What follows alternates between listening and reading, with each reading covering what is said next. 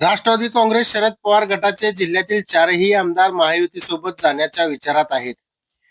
या दरम्यान पक्षाचे माजी जिल्हाध्यक्ष बळीराम साठे यांनी पक्ष सोडण्याचा निर्णय घेतला आहे. मोहिते पाटलांचा एक गट शरद पवार यांच्यासोबत तर दुसरा भाजप सोबत आहे. या संभ्रमित राजकारणामुळे शरद पवार गटाचे जिल्ह्यातील वैचारिक अस्तित्व धोक्यात आल्याची चर्चा आहे. विधानसभा निवडणुकीत राज्यात महायुतीची सत्ता आली. राज्यातील अनेक जिल्ह्यात शरद पवार गटाची वाताहत झाली.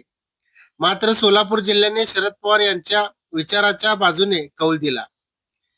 जिल्ह्यात महाआघाडीचे सर्वाधिक 6 आमदार निवडून आले.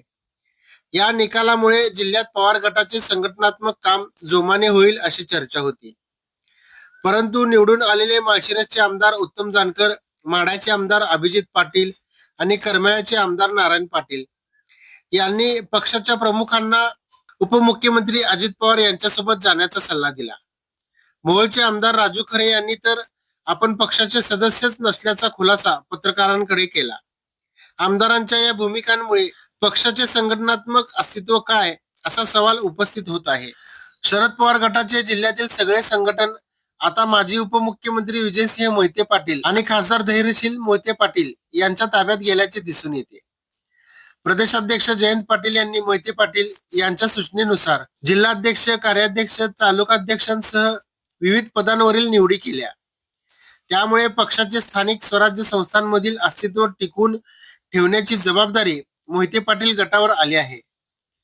परंतु मोहिते पाटील गटाचे प्रमुख आमदार रणजितसिंह मोहिते पाटील हे आपण आजही भाजपचे सदस्य असल्याचे सांगतात. भाजपच्या अनेक कार्यक्रमांमध्ये ते सहभागी असतात. मग यात शरद पवार यांचा विचार कुठे आणि कसा दिसणार याची उत्सुकता आहे.